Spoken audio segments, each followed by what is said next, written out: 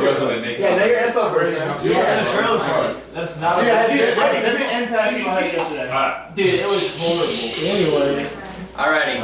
Well, I was just gonna talk about a few things that I do to make it a little bit easier, because a lot of times the people in the richer neighborhoods will be pieces of shit. So one thing I like to do is keep them talking by diverting the conversation. So like when you walk up and you start pitching them, they're like, "Hey, yeah, no thanks." Just like completely like don't pitch them at all. Just kind of divert the conversation. Talk about something that has nothing to do with what you want to talk to them about. So when you get a quick not interested, divert the conversation by complimenting something about them or their property, whether it be their house, their boat, their garden, or just like a common interest, fishing, hunting, politics, sports, anything. So anything that you like to talk about that you see that they might have an interest in, start talking about that, so that way if they completely forget about you're about to talk about something that they're not interested in, and now you're talking about something that, like yesterday I had a dude that I walked up to. He was in his back. I kept knocking on his door, and he's in his backyard, like yelling at me, like, "No one's in the house." Well, you're in the backyard, so just come to the front yard. But he's like, "No one's in the house," so I just go and pitch the neighbors. And when I'm coming back around, he's sitting in his garage next to his boat, and that's what I was going to talk about whenever I was knocking on his door, but he wouldn't come to the door, so. I started walking up to his garage, and he's like, "Yeah, no, we're not." Like I don't even think I stepped on his driveway yet, and he's already trying to shoot me off the driveway. And I was like, "Oh no, I'm not here to sell you anything. I was just here to ask you about your boat." And he said, "Well, in that case, come on in." And so, like he literally said that. He said, "Well, in that case, come on in." And then I got into him. I started talking about his boat for like 10 minutes, and then after that, I just pitched him. So it's like he literally got excited whenever I talked about his boat that he asked me to come into the garage.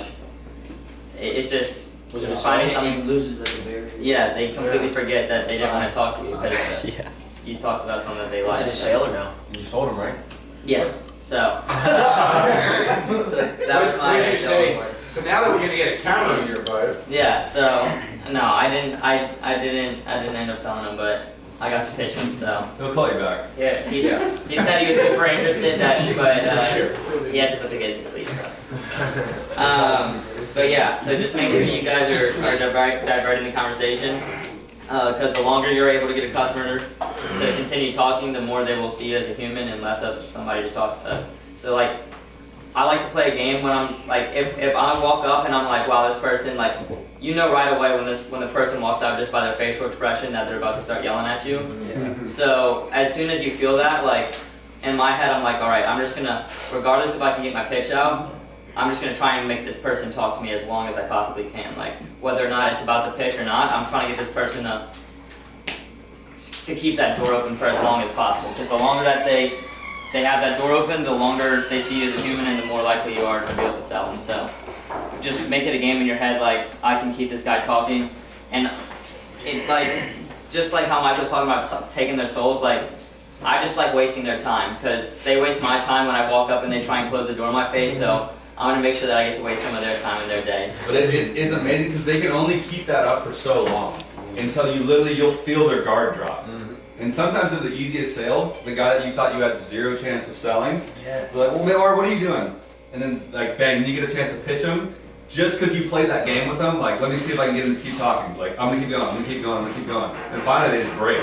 Yeah. And then there's just an easy sale. It was actually fun knocking a rich neighborhood because it's a challenge to yourself. Yeah. Any of us can go out and fail 20 credits. It's not freaking hard. But if you be a good salesman, go after challenges, right? Everyone says stuff like, "Oh, you should do stuff that makes you uncomfortable," but no one wants to knock the rich hood. Yeah. So you know what I mean? So like you have like, do you want to be uncomfortable? Do you want to get better? Then stop running from challenges, right? So That's money. Embrace let's go to the challenge. independence. Embrace the challenge. No, let's go back. Let's go back. I got this. After the mic train night, we can go back. So yeah, just see those as challenges and opportunities for you to refine your skills, right? Like anybody can go out and sell people that don't pay their bills, right? You can convince them to pay the bill because in their head they don't pay bills, right? So yeah, do what Caleb says there and make it a challenge for yourself. And you'll have people that are even in different areas. They're gonna have certain houses of people that are still going to be a-holes too, or still going to be richer or whatever, so it's still applicable. You can apply it in skills that you any can become. hood, but it's a lot more easy to see how it'll benefit you in a rich hood because it's just happening all day. But yeah, so the first thing is just make sure you try and keep them talking as long as possible. The next thing you want to do is kind of figure out why they're not interested, because a lot of times people will walk up, no thanks, try and close the door, but they don't even know what you're doing yet, so there's no reason they can not be interested. And if they do see the ADT sign, they don't know, they still don't know what you're doing, they don't know the program they're offering. They're thinking about the last time they called ADT, and ADT quoted them $150 a month. They don't want to pay that, but they'll pay $69 a month to get cameras and full system. So figure out why, make sure to ask a question and figure out why they're not interested. The key to digging deeper into why the customer isn't interested is asking asking why in a like very unabrasive and like aggressive way, because like I've seen people walk up and be like, well, why are you not interested? Then they just feel like you're like attacking them almost, and they're not going to want to talk to you at all. But if you can kind of make a joke out of it, like if you like walk up, oh no thanks, and you're like, oh no, you don't have to thank me yet, I didn't tell you what I'm doing, and just kind of make a joke out of it. Like when you make a joke out of them being an asshole, like they can't be an asshole because you just made a joke. So it's like they're just, it's just gonna kind of break that aggressiveness and allow you to move forward. So yeah, try and turn it into a joke. People's guards are going to naturally be up when they are at home because that's their safe place. Like when you're at home, when you come home from work, you just want to relax. You feel like, oh, nobody's gonna bother me, and then we're there talking to them. So it's like they're obviously naturally gonna, when you walk up and have like a guard up. So it's nothing personal. It's just like that's just what everybody's natural reaction is gonna be. It's like when you're pissed off when you wake up in the morning, you don't feel like talking to anybody. It's the same thing when they walk out and there's a salesman in front of their house. Like they're not gonna be super excited. So it's nothing against you. You just have to kind of baby them into being comfortable and listening to you. And then the third thing I was gonna say is just kind of get your point across. Before you walk up the porch, and explain why they should have interest and you want to make it familiar to them, so that way they feel more comfortable. An easy way to quickly get your point across is to agree with them and explain why you stop by using name drops, because when they see you're working with the neighbors, when they see you know the city, the area, the street, everything going on in the area, they're more likely, they're like, oh, they kind of can relate to you more because you know their area, they know their area, so it's like, oh, we can relate, this guy knows what he's talking about. He's not just a stranger trying to sell me something. So, for example, I just say, I totally understand, I just wanted to stop by because we'll be working with Rebecca and Carlos across the street. They said they like the system because of XYZ. So now you're name dropping, and then you're kind of going into your pitch from Rebecca and Carlos. And then you might spark an interest of, oh, you know Rebecca, oh, you know Carlos, and then you guys are chatting more. And then another cool thing to do is using time-sensitive ideas. If they're trying to push you off and you're like, no, I was just stopping by because of the recent increase in construction in the area. There's been a lot of influx in crime. Like the small things that have to do with the specific time. Or another example is like.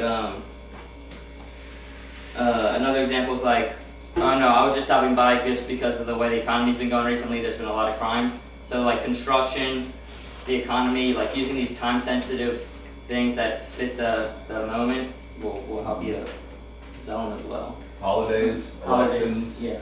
Juneteenth. Pride Month, all those, especially Pride Month. The Pride Month special. We're doing the ultimate flag discount. And then one thing you guys need to make sure you're doing is role playing these things, because like Nate, Mike, they always come up here and give you some super money trainings, and then everybody's like super hyped up. Yeah. They come up here and they give these super money trainings, and everybody's hyped up because they're like. They're feeding the information into your head, and then you go out on the doors and you get dropped off and you're like, fuck. But it's because you're not practicing the lines that they're saying, so like all your confidence is lost when you get out on the doors. If you practice the lines that they're giving you every morning and every night, when you go out on the doors, you'll feel how they feel when they get out on the doors. Like, a hunter instead of like a gatherer. Like they go out there, you'll have that same mindset and momentum, like, oh, I'm about to go I'm about to go get a sale today, as opposed to, oh crap, is anybody out here gonna buy from me? Like, it's because they have the knowledge and they practice these lines over and over again that they're able to get the success they have. And just like Mike was saying, you guys need to embrace the challenge and the discomfort, because running from it's never gonna get you better, and you're always gonna have to knock well to your hood sometimes. They're never gonna disappear.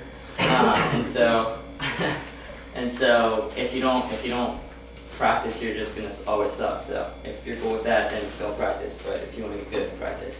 And the fastest way to get comfortable is to find the discomfort and really look for it. I saw a quote. It was like, sales is personal development in disguise of a money-making opportunity. So every day you guys go out there, like, it's not about selling. It's about like, all right, am I gonna quit at 5 o'clock today? I'm gonna quit at 6 o'clock today, 7 o'clock today, 8 o'clock today, or am I gonna run from the van so I can keep on knocking? Like, there's different tiers to being a good salesman, and the best ones are always knocking at 9 o'clock. Like, Ron and Nate are always, and Corey, like always in a deal at 9 o'clock. It's because they're running from the van. Like, they don't even want to drop their pin. Like, and there's a reason that they have the amount of sales. It's not because, well, one, it's because they're knocking longer hours. Two, they're getting more experience, and three, they know in their head that if they do keep on knocking, they'll find somebody. So, yeah, just make sure you're doing that. And when you feel like you're challenged on the doors, whether it is saying certain lines, or pushing yourself to knock the last door, or talk to the guy cutting his grass, or anything like that, those are the moments you need to try to go deeper and try harder, because that's where you will see the personal development. So, like, honestly, like this last week where this is probably the nicest hood we've knocked so far. Like, I don't think I've worked this hard in my life, just because I'm just getting so pissed off in my head. Like, I'll get to like about 5:30 and I'll be like, it feels like it's 8:30 in my head. Like, when the hell can I pick up? Like, I'm so ready to go, but then I'm like, all right, well, let me just forget about it. I'll try and get to the next door as fast as possible so I can stop listening to the thoughts in my head. I'll get to that next door as fast as possible, and I'll have a 30-minute conversation, and I'll completely forget about everything. And I'll leave that door, I'll be like, wow, that was a good conversation. And then as I'm walking to that next door, I'm like, oh crap, I have to talk to somebody else again. But as soon as I get to that next door and somebody walks out, like, my energy comes back up, because it's really, you're just having a conversation with somebody. The hardest part is to walk from the door to the next door, where you're thinking like, oh, I have to do this again. But when you're in the conversation, you're not thinking about that. Yeah. So it just gets to each door, from door to door, as fast as possible, so that way you're not listening to that inner voice. You're listening to the conversation you're having with these people, and you're a lot more likely to sell them. So. Amen. That's money. Yeah,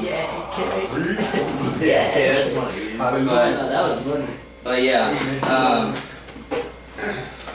But yeah, just make sure that you're trying to like push yourself to do better every day, and like, if you're the one that stops at 5, try and make it to 6 at least. If you stop at 6, try and make it to 7. If you stop at 7, try to make it to 8. Stop at 9, yeah, make it to 10. Yeah, try and make it to 10. Like, just regardless of where you fall, like,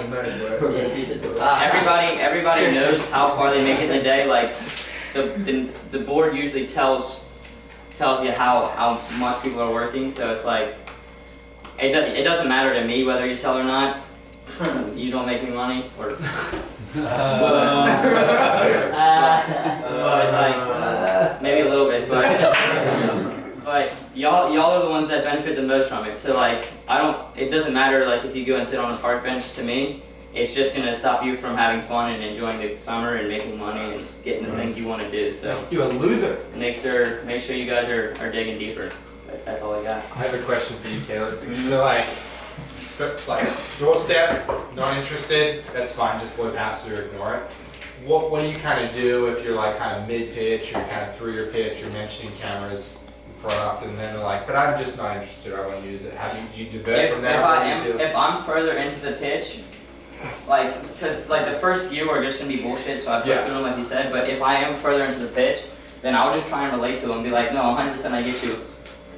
If you don't mind me asking, like, what would be the main thing holding you back today? And I try and act it in like a super, like, I kind of lower my tone, like, ask it, like, look, I'll go to the next door. I'll even say that, look, I'll move on, I'll give it to a neighbor, it's not a big deal, but if you don't mind me asking, like, what would be the main thing holding you back, you think? Okay. And Sometimes that works for you. And then because then it doesn't always work. A lot of things don't always work, but it's just one thing that gets me one step further to Yeah. them.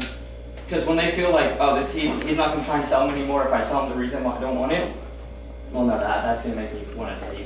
Yeah. So I want them to tell me, but I just ask it in a super unaggressive way, as if I'm not gonna sell them if they tell me. And then when they tell me, oh, the price, and then I'm just like harping on how I can help them with the price or the equipment, how I can get them the equipment they want or something like that.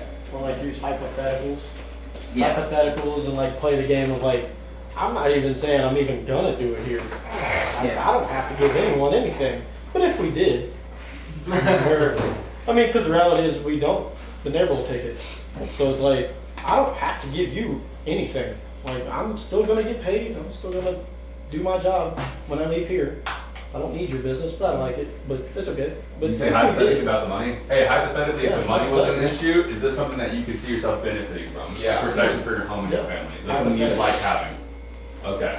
They say yes. Well, obviously, if you look at your things that you spend money on every day, Netflix, Starbucks, security is more important than those, right? So I can show you a way that would make this a priority. And once I show you the price, it's not a big deal. Most of the neighbors get it anyway once they see how cheap it is. Yeah. So like Brady, the line that he uses, if you watch the co-pilot training videos, it's like, hey, you can be totally honest with me. Is this something that you actually want? I'm like, yeah. Okay, well if you look at your daily expenses, this should take priority. It's about security for your home. You know, almost like Tyson. Have you seen that video that I'm talking about? Yeah.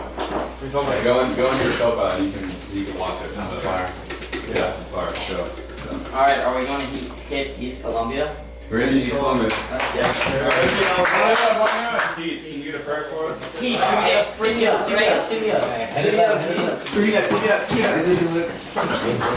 Yeah, all right. All right, boys and girls, we just want to pray that we all go out in the new hood and have the best days, best interactions ever. It's a reset for everyone. If you felt like you had a bad time in Richwood, just reset, wipe it out your mind, start fresh. We just hope that everybody get on the boards today. We take back our air on the throne as top office without a doubt. Yes, sir. Everybody just blows it out the water and we all do good today and get cherries. Amen. Amen.